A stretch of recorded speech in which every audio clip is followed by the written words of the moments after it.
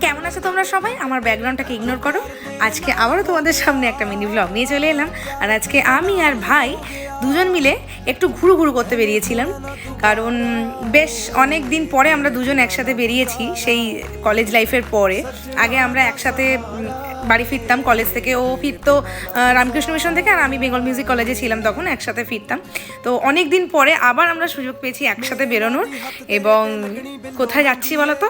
ঠিক একটু বাদেই দেখতে পাবে। তো যাই হোক, প্রথমেই আমরা চলে এলাম শোভা বাজারে।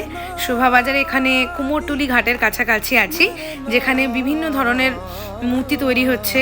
তো খুব ভালো লাগছিল। আর সামনেই সরস্বতী পুজো, তাই সরস্বতীর মূর্তি বেশি এখানে দেখা যাচ্ছে। হ্যাঁ, আমি চলে এলাম শোলাঘরে আমার বিয়ের মুকুট কিনতে। তো এখানে এসে এত রকমের মুকুট দেখে আমি ঘাবড়ে গেছিলাম যে কোনটা আমাকে মানাবে।